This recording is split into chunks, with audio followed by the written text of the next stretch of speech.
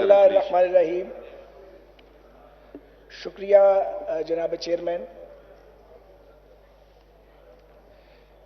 یہ کچھ دن پہلے کی بات ہے، چند ہفتے پہلے کی، کہ پاکستان کے موجودہ وزیر خزانہ جناب شوکت ترین صاحب ابھی وزیر خزانہ نہیں بنے تھے، تو ان کا ایک ٹی وی انٹرویو دیکھنے کا موقع ملا جس میں شوکت ترین صاحب نے موجودہ حکومت کی معاشی پالیسیوں پر شدید تنقید کی، اور ان کے انٹرویو کا لب لباب یہ تھا کہ پی ٹی آئی کی حکومت نے پاکستانی معیشت کو طے پر لگا دیا ہے اور بہت نقصان ہوا ہے. مجھے بہت حیرت ہوئی کہ چند دن بعد جب وہ جشن انکار وزارت منانے کے بعد وزارت قبول کر کے وزیر خزانہ کے عہدے پر ممتکن ہوئے تو انہوں نے معذرت کے ساتھ پی ٹی آئی کی فلاسفی کے مطابق یو ٹرن نہیں لیا بلکہ اباؤٹ ٹرن کر لیا، اور انہوں نے اسی معیشت کو اور اسی حکومت کی کارکردگی کو جس پر وہ چند دن پہلے تنقید کر رہے تھے اسے انہوں نے کہا کہ اس سے بہتر کام نہیں ہوا، اور یہ کہ یہ بہت اچھا انہوں نے کام کیا، اور وہ بھول گئے کہ چند دن پہلے وہ اسی حکومت کی معاشی پالیسیوں پر شدید تنقید کر رہے تھے. میں نے سنا ہے کہ ترین صاحب نے یہ بھی کسی جگہ کہا ہے کہ میں جھوٹ نہیں بولتا، وہ ٹھیک کہتے ہوں گے، وہ خود ہی وضاحت فرما دیں کہ ان کا کون سا بیان ٹھیک ہے، وزیر خزانہ بننے سے چند دن پہلے کا یا وزیر خزانہ بننے کے فوراً بعد کا. حالات یہ ہیں حضور کہ ہم نے بڑے بڑے وزیر دیکھے، خود بھی وزارتیں کی ہیں، لیکن یقین کریں ایسی نابغہ اثر ہستیاں ہم نے نہیں دیکھی. یعنی ایک سینئر وزیر کھڑا ہو کے اگر ایوان میں کہے کہ کے پی کے میں نہ کوئی غریب ہے نہ کوئی کچا مکان، تو پھر ماتم کرنے کے حالات بن گئے ہیں. نوشہرہ سے آپ آ رہے ہیں اور آپ کو یہ نہیں پتا کہ نوشہرہ کے حالات کیا ہیں. ایک اور وزیر موصوفہ یہ فرماتی تھی کہ موسم بہت اچھا ہے کیونکہ عمران خان صاحب کی حکومت آ گئی ہے. ایک اور وزیر صاحبہ جو جوڈو کراٹے کی ماہر ہیں، انہوں نے کہا کہ اللہ کے فضل سے یہ سال کا پہلا حادثہ ہے جس میں 62 معصوم مسافر ریلوے کے جہاں بحق ہو گئے ہیں. لوگوں نے سر پیٹ لیا، یہ کس قسم کے لوگ ہیں. ایک اور صاحب وزیر ہوا کرتے تھے، شاید آج کل بھی وزیر ہیں، وہ بھاری بوٹ میز پہ رکھ کے ٹی وی میں ٹاک شو کرتے تھے اور فرماتے تھے کہ نوکریوں کی بارش ہونے والی ہے. وہ لوگوں کی نوکریاں چلی گئی ہیں، بارش تو خیر ہوئی کہیں نہیں ہے. ایک اور وزیر صاحب ہیں، میرے چھوٹے بھائیوں کی طرح ہیں. میں خوش قسمت تھا، اس دن وہ بیٹ سین دیکھنے کے لیے موجود نہیں تھا. وہ اس ٹیبل پہ چڑھ کے اسی بجٹ بک کو اپوزیشن کو مار رہے تھے جو بجٹ آپ نے پیش کیا. یہ آپ کے وزراء کے حالات ہیں. ایک اور معاون خصوصی ہیں جنہوں نے گالیاں دینے میں بڑی مہارت حاصل کی ہے، بلکہ پی ایچ ڈی کی ڈگری ان کو دے دی گئی ہے اس دن کے بعد. انہوں نے کہا ہے کہ ایٹمی پروگرام کو ہی رول بیک کر دینا چاہیے اگر انڈو پاک بات ہو جائے. یعنی اس کا مطلب یہ ہے کہ اگر انڈیا سے ہمارا معاملہ طے ہو جائے تو پھر نیوکلیئر کی ضرورت نہیں. ایک اور وزیر ہیں، اچھے خاصے وہ سیاسی کارکن تھے، وہ جب سے وزیر ہوئے ہیں وہ سائنسدان بننے کی کوشش کر رہے ہیں. کبھی وہ ارشمیدس بنتے ہیں، کبھی وہ آئنسٹائن کا روپ دھارتے ہیں، کبھی وہ رویت حلال کمیٹی کا رول ازیوم کر لیتے ہیں. سمجھ نہیں آئی کہ کیا ہوا ہے. بعض لوگ اچھے خاصے تھے مگر حکومت میں آنے کے بعد اور وزراء بننے کے بعد ٹوٹل بیلنس لوز کر گئے. وزیر اعظم صاحب کا میں ذکر کروں تو مجھے ڈر لگتا ہے وہ ناراض ہو جاتے ہیں. ناراض ہو جائیں تو آپ کو جیل جانا پڑتا ہے. چلیں جیل بھی چلے جائیں پھر آپ کے پروٹیکشن آرڈر نہیں ہونے دیتے، اور اگر آپ کے پروٹیکشن آرڈر ہو جائیں تو پھر وزیر اعظم سے نادر شاہی حکم آتا وزیر اعظم ہاؤس سے، اس کو ابھی لاہور کی جیل میں بھیجو، ہم رات کے 2 بجے یہاں سے جاتے رہیں اور صبح 6 بجے واپس آتے رہیں. بہرحال آپ کا دور ہے، آپ کو لایا گیا ہے، آپ کو اقتدار سنگھاسن پہ بٹھایا گیا ہے، تو آپ اپنا آپ تو دکھائیں گے اور آپ دکھا رہے ہیں. جناب والا، گزارش یہ ہے کہ جب اس ایوان کی ابتدا ہوئی، میں ذاتی طور پہ، یہ میرا ذاتی موقف ہے، میں سمجھتا ہوں ہمیں مولانا فضل الرحمان کی بات ماننی چاہیے تھی، اور اس الیکشن کو جو جعلی الیکشن تھا جس کے اعداد و شمار مسلط کیے گئے تھے، اس پہ ہمیں اوتھ لینے نہیں آنا چاہیے تھا. یہ میری ذاتی رائے ہے. سیاست میں غلطیاں بھی ہوتی ہیں، بہرحال وہ اوتھ نہ لیا ہوتا تو شاید یہ دن نہ دیکھنا پڑتا. بہرحال ہم آ گئے کہ انتشار نہ پھیلے، جھگڑا نہ ہو, جھگڑا پھیل گیا تو پاکستان افورڈ نہیں کرتا, یہ بھی ایک نقطہ نظر تھا. ہم آ گئے, لیکن آپ کو ہمارا آنا یہاں گوارا نہیں ہوا. ہم نے آپ کے 37-38 لوگوں کو برداشت کیا, آپ نے استعفے دیے, ہم آپ کے استعفے ڈی چوک سے اٹھا کے لائے, سینے سے لگائے اور آپ کو پیش کر دیے. کے پی میں آپ کی حکومت نہیں بن سکتی تھی, آپ سمپل میجورٹی نہیں رکھتے تھے. ہم نے پھر مولانا فضل الرحمان صاحب کی بات نہ مانی اس وقت, اور آپ کی حکومت بننے دی. آپ نے ایک دن بھی اس کی نہ شکر گزاری کی, نہ اس حکومت, وہ حکومت آپ نے وفاق کو ڈی سٹیبلائز کرنے کے لیے استعمال کی. یہ پاکستان کا ماضی ہے. اب بات یہ ہے کہ جب یہ ایوان شروع ہوا تو قائد حزب اختلاف نے کہا کہ ہم چارٹر آف اکانومی ہمیں کر لینا چاہیے. آپ نے اس کا تماشا بنایا اور مذاق اڑایا اور کہا یہ تو این آر او مانگتے ہیں. جو ڈھنگ کی بات آپ کو کی گئی, فیٹ اف پہ آپ کو کوئی مشورہ دیا, آپ نے وہاں جو باتیں کمرے میں ہوئی پاکستان کے انٹرسٹ میں, ان کو آپ نے مسخ کر کے آپ کے وزراء نے جا کے ٹی وی پہ پیش کیا, اور موٹیویشن ایک ہی آدمی کی ہے. اگر کوئی عقل کی بات وزراء کی طرف سے کہہ بھی دیتا ہے, بعض لوگ ہیں جو دانش کی بات کرتے ہیں, اس کو سنا نہیں جاتا, اس کو رگیدا جاتا ہے, اس کو ڈیویلیو کیا جاتا ہے. خیر, یہ آپ کا مسئلہ ہے. لیکن میں ایک بات بتا دوں سر, کوئی قوم معاشی خود مختاری کے بغیر, معاشی خود انحصاری کے بغیر آزادی حاصل نہیں کر سکتی. جب تک ہم معاشی طور پہ غلام رہیں گے سپر پاورز کے, ہم کشکول لے کے دنیا میں پھرتے رہیں گے, حکومت کسی کی بھی ہو, ہم نہ خود مختار قوم کے طور پہ سامنے آئیں گے, نہ ایک آزاد قوم کے طور پہ سر اٹھا کر اپنی پالیسیاں بنا سکیں گے. یہی سچ ہے, یہ سچ ماضی میں بھی تھا, یہ سچ آج بھی ہے. لیکن معاشی عدم استحکام کب پیدا ہوتا ہے؟ یہ اس وقت پیدا ہوتا ہے جب ہمیں پاپولر لیڈر جو ہیں ان سے نفرت ہونے لگتی ہے. یہ اس وقت پیدا ہوتا ہے جب ہم کسی کو زیادہ پاپولر ہوتے برداشت نہیں کر سکتے. وہ ذوالفقار علی بھٹو ہوں, وہ بے نظیر بھٹو ہوں شہید ہوں, وہ میاں محمد نواز شریف ہوں, یا عمران خان صاحب جن کی ابھی باری نہیں آئی, خدا کرے وہ اس سے محفوظ رہ نہیں سکتے. جو اس ملک میں 18 وزراء اعظم کے ساتھ ہوا ہے وہی انہی کے ساتھ ہوگا. اس لیے میں کہا کرتا ہوں, میرے بعض دوست اختلاف کرتے ہیں, ہمارے ٹرک پہ آپ کے لیے کرسی موجود ہے. تو گزارش یہ ہے کہ پاکستان کے ساتھ اس بار تو بڑا ہی ہاتھ ہوا ہے. نئے پاکستان کے نام پر ایسے ایسے خواب دکھائے گئے, ایسی ایسی باتیں کی گئی. گورنر ہاؤس یونیورسٹیز بن جائیں گے, وزیر اعظم 2 ملازموں کے ساتھ رہے گا. یہ میں نے نہیں کہا, آپ کے دعوے تھے. 92 کروڑ روپیہ آپ کا وزیر اعظم سیکریٹریٹ اور آفس کا خرچہ ہے 1 سال کا, تو وہ 2 ملازموں کی بنیاد پہ ہوگا, ہمیں تو معلوم نہیں ہے. آپ نے بھینسیں تک بیچ دی وزیر اعظم ہاؤس کی, گاڑیاں پہلے بیچیں دوبارہ خریدی, پہلے سستی بیچیں پھر مہنگی خریدی. یہ آپ کیا کر رہے ہیں؟ یہ ریاستی جو حصے ہیں ان کے ساتھ آپ کیا سلوک کر رہے ہیں؟ یہ امریکہ کا جو روز ویلٹ ہوٹل ہے, آپ نے کہا ہم بیچ دیں گے, ہاہاکار مچ گئی کہ بھائی اسے بیچنے کی کیا ضرورت ہے, اس کو لیز کر دو.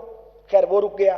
اب نئی کہانی سامنے آ گئی ہے کہ ایئرپورٹس اور موٹر ویز کو ہم گروی رکھیں گے. یعنی جو لوگ ایئرپورٹس بناتے ہیں, موٹر ویز بناتے ہیں, وہ تو ہوئے مجرم, وہ تو ہوئے چور, اور جو گروی رکھتے ہیں ان کو کیا کہا جائے؟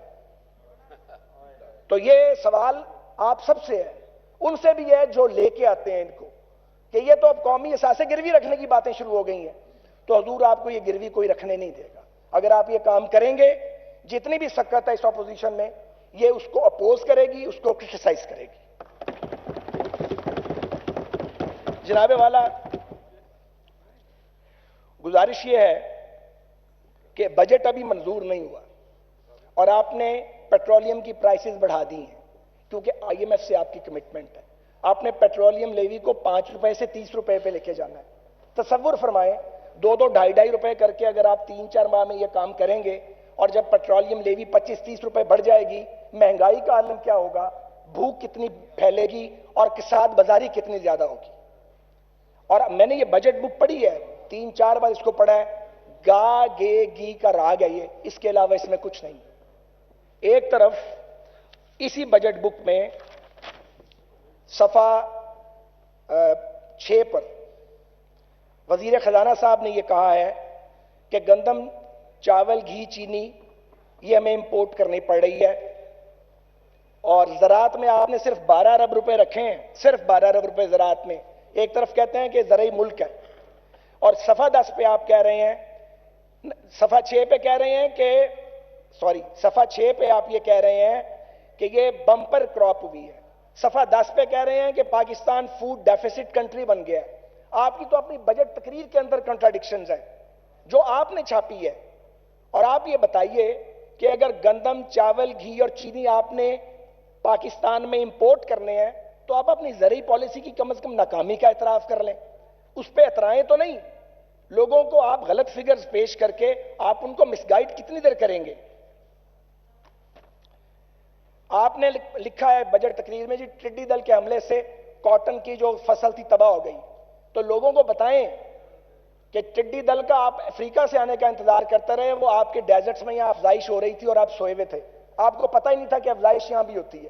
اور جب اس کے جھنڈ تیار ہو گئے اور وہ جھنڈ اڑے، حملہ ور ہوئے اور ہر چیز چٹ کر گئے، آپ کے پاس مقابلہ کرنے کے لیے کچھ نہیں تھا.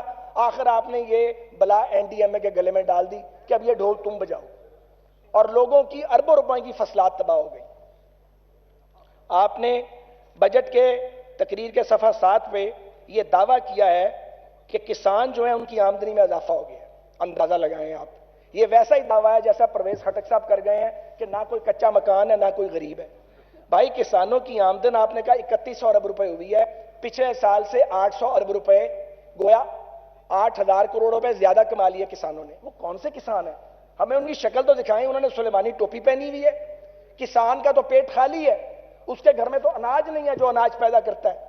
اس کے بچے بھوک سے بلک رہے ہیں اور آپ کہہ رہے ہیں کہ کسان کی حالت بہتر ہو گئی ہے. خدا کا واسطہ غلط بیانی کتنی کرنی ہے؟ کم از کم آپ کالے کو سفید اور سفید کو کالا تو نہیں کر سکتے. آپ نے بجٹ سپیچ کے پیج 8 پہ بولا ہے کہ فی کس آمدنی میں اوسطاً 15% اضافہ ہوا ہے. کس کی آمدنی میں اضافہ ہوا ہے؟ وہ لوگ کدھر ہیں جن کی انکم بڑھ گئی ہے؟ اگر انکم بڑھی ہے تو مہنگائی تو 4 گنا بڑھ گئی ہے. وہ غریب آدمی ہے، وہ دہاڑی مزدور ہے، یا وہ کوئی آدمی ہے جو 2 4 5 لاکھ مہینے کا کماتا ہے، ہر بندہ رو رہا ہے، ہر شخص رو رہا ہے. اور آپ فرما رہے ہیں کہ فی کس آمدنی میں اضافہ ہو گیا ہے. آپ نے ترسیلات زر میں اضافے کی بات کی کہ فورن ریمیٹنس آ رہی ہیں، ان میں اضافہ ہوا ہے. تو ہونا نہیں تھا. جب ڈالر کی قیمت آسمان پہ جا پہنچے گی تو وہ لاکھوں پاکستانی جو باہر مزدوری کرتے ہیں اور اپنے بیوی بچوں اور ماں باپ کا پیٹ پالتے ہیں، ان کو وہ جو وہاں سے بیچتے ہیں زر مبادلہ کما کے، ان کے گھر کے خرچے ہی پورے نہیں ہو رہے. سو جو بیرون ملک پاکستانی ہیں جن کے آپ بہت ہمدرد بنتے ہیں اور جو پیسے کما کے پاکستان بھیجتے ہیں، انہوں نے اپنی بیلٹ ٹائٹ کی ہے اور محنت زیادہ کی ہے اور زیادہ پیسے بھیجے ہیں تاکہ ان کے گھر کا بجٹ تو چلے، ان کے اخراجات تو پورے ہوں، اور آپ اس کا کریڈٹ لے رہے ہیں. جو آپ کا ڈسکریڈٹ ہے اسے آپ کہتے ہیں کہ یہ ہمارا کریڈٹ ہے. تو جی گزارش یہ ہے کہ ریلوے پر میں ضرور بات کرنا چاہتا ہوں. کاش کے سابق وزیر ریلوے یہاں موجود ہوتے، جنہیں الزام لگانے کے علاوہ کوئی کام نہیں آتا اور بیڑا غرق کر دیا اس شخص نے پاکستان ریلویز کا. میں یہ بات سواتی صاحب کے بارے میں نہیں کر رہا، سواتی صاحب کے ہاتھ سرا نہیں آ رہا، لیکن جس نے کباڑا کیا ہے، یعنی آپ دیکھیں ایک آدمی روز فائل بغل میں ڈال کے نیب کے دفتر جاتا تھا کہ کسی طرح اس پہ کوئی مقدمہ بنے، پھر بھی کامیاب نہیں ہو سکے. مجھے جب یہ محکمہ ملا تھا نون لیگ کو 18 ارب روپے سالانہ ارن کرتا تھا، منافع کی بات نہیں کر رہا، ارن کرتا تھا. جب ہم نے چھوڑا 50 ارب سالانہ پہ ہماری ارننگ تھی. ہمیں جب خسارہ ملا تو وہ 32 ارب تھا، جب چھوڑا تو وہ 37 ارب تھا. انکم میں 32 ارب کا اضافہ ہوا، خسارے میں 5 ارب کا. آج آپ کی انکم وہی 50 ارب کے گرد گھوم رہی ہے 3 سال بعد، اور آپ کا خسارہ 60 ارب روپے کو چھو رہا ہے. آپ نے بیڑا غرق کر دیا اس 5 سال کی محنت کا اور اس ٹرن اراؤنڈ کا جو کیا گیا تھا. آپ اندازہ لگائیے کہ جو پی ایس ٹی پی ہے، جو اینول ڈیولپمنٹ پروگرام ہے، جو پیسے دیتی ہے وفاقی حکومت ریلوے کو، آپ نے 3 سال میں تقریباً 60 ارب روپے دیے جو خرچ نہیں ہوئے. ہم نے 120 ارب روپے ریلوے کو دیے تھے. آپ کو میں بتاؤں کہ ہم نے جو نئے ریلوے اسٹیشن بنائے جن کی بعض لوگوں کو بہت تکلیف ہے، ان میں کمرشل ایریاز ہیں. ان کمرشل ایریاز کو آپ نے صرف لیز کرنا تھا. آپ نے ان 11 ریلوے اسٹیشنز میں کسی ایک کمرشل ایریا کی 3 سال میں ایک دکان لیز نہیں کی. 300 کروڑ روپے ہم لگائے کہ ہم نے بنائی تھی سبی ہرنائی لائن، 300 کروڑ روپے پاکستان کا. پوچھیں بلوچستان والوں سے، وہ بن چکی ہے، آپ ٹرین نہیں چلا رہے 3 سال سے. 7 अरब रुपए आप बहावल नगर समासटा सेक्शन पे लगा रहे हैं, क्यों? एक्सीडेंट हो रहा है ML1 पे रोज, ML2 पे काम ठीक नहीं हो रहा। आप मेन लाइंस को छोड़ के एक ब्रांच लाइन पे 700 करोड़ रुपया लगा रहे हैं, किसके कहने पे? मुझे पता है आप किसके कहने पे लगा रहे हैं। ये आपकी तरजीहात गलत है। आप कौमी खजाने का गलत इस्तेमाल कैसे कर सकते हैं, मगर आप कर रहे हैं। रॉयल पाम क्लब जो कब्जा था, सारी जंग हमने लड़ी, अल्हम्दुलिल्लाह सुप्रीम कोर्ट से वो जंग जीती गई। और एक वजीर साहब वजीर आजम को लड्डू खिला रहे थे, मुझे कोई एतराज नहीं है, लड्डू जरूर खिलाते भाई। आज 2 साल हो गए वो रॉयल पाम क्लब, आपने उसकी इंटरनेशनल बिड करनी थी, किसी को देना था ताकि वहां से कोई 40, 50, 60 करोड़ साल का रेलवे को आता, 40 रुपए नहीं आ रहे। आप एक दुकान लीज करने की काबिलियत नहीं रखते, एक क्लब आप जो है वो बिड करके किसी कंपनी को आप दे नहीं सकते। आप बनी बनाई रेलवे लाइन जो नई बनाई है उस पर आप ट्रेन नहीं चलाते आप, और आप कहते हैं हमने बड़ा काम किया। पंक्चुअलिटी आपने बर्बाद करके रख दी है। और तो और मुसाफिर कोचेज आपकी शॉर्ट है। चेयरमैन साहब मुस्कुरा रहे हैं, ये भी रेलवे की स्टैंडिंग कमेटी के मेंबर हैं, काफी इन्हें पता है। फ्रेट वैगन्स आपकी खराब हैं। और एक और इल्जाम लगाया गया जी ये लोकोमोटिव ज्यादा खरीदे थे। सुने जरा, टोटल लोकोस 461 हैं, उनमें वो 69 लोकोस भी शामिल हैं जो जनरल जावेद अशरफ काजी लेके कबाड़ खाने में खड़े कर गए हैं। उन्हें तो आज तक नहीं किसी ने बुलाया। जो मुल्क चलाते हैं, मुल्क को सर्व करते हैं, उनको घसीटते हो, उनको 1.5 साल जेल कटवाते हो। और जो लोकोस हम लेके आए हैं उन पे जो इन्वेस्टमेंट हुई थी उनसे दुगनी अर्निंग वो रेवेन्यू कमा के दे चुके हैं इसको, पाकिस्तान रेलवेज को। तो हम तो जेलें काट के आए, और जो वो लोकस जो नकारा स्क्रैप लेके आए हैं उनको कोई बुलाने वाला, उन्हें कोई कॉल अप नोटिस नहीं जाता। जरूरत है किसी की उन्हें कॉल अप नोटिस भेजे? Ayesha winder please. सर मुझे बात तो मेरी पार्टी का टाइम है, पूरा करने दें आप। तो गुजारिश ये है कि टाइम जो है ना वो पार्टी कंज्यूम कर गई है। हमने जनाब आपको 142 के करीब नए लोकोमोटिव दिए थे, जिनमें 24 ओवरहॉल्ड लोकोमोटिव थे 5 साल में। आपने एक लोकोमोटिव 3 साल में ना ओवरहॉल किया ना नया ऐड किया। और आपके जो ओवर एज लोकोमोटिव हैं वो उनकी तादाद 234 है। अभी 234 लोकोस वो हैं जो ओवर एज हो चुके हैं, और आप इल्जाम लगाते हैं कि हम ज्यादा लोकोस लेके आ गए हैं। तो रेलवे में ML1 पे, ML1 जी हमने बड़ा काम किया है। अरे भाई फ्रेमवर्क एग्रीमेंट हमने किया, प्रिलिमिनरी डिजाइन हम बना गए, उसके लिए SPV हमने बनाया। आपने क्या किया, आते ही आपने वो जो एक स्पेशल यूनिट था SPV उसको तोड़ दिया। अब तक कोई SPV नहीं बना। 3 साल में ML1 का फेज 1 मुकम्मल होना था और 160 पर ट्रेन फेज 1 में चलनी थी। अभी ऑन ग्राउंड काम शुरू नहीं हुआ। अभी आपने लोन निगोशिएट नहीं किया, अभी आपने रेट तय नहीं किए, आपने ML1 पे कुछ नहीं किया, और आप कौम से मुसलसल गलत बयानी करते हैं। तो गुजारिश ये है, इस पे अलग बात कर लेंगे किसी वक्त। मैं बहुत लंबी बात नहीं करना चाहता, मगर मेरी गुजारिश ये है, कोई ऐसा बजट जिससे लोगों की भूख कम ना हो, गुर्बत कम ना हो, बेरोजगारी बढ़ जाए, कसाद बाजारी बढ़ जाए, उसे कामयाब नहीं नाकाम बजट ही कहा जाएगा। दूसरी गुजारिश ये है, आपके पास 2 बरस रह गए। आपने वजीर आजम साहब ने कहा जी कि अपोजिशन फौज को उकसाती है। बताओ भाई, फौज के किस अफसर को किस सियासतदान ने उकसाया कि आपकी हुकूमत खत्म की जाए? हम नहीं उकसाते, ना हमने उकसाना है।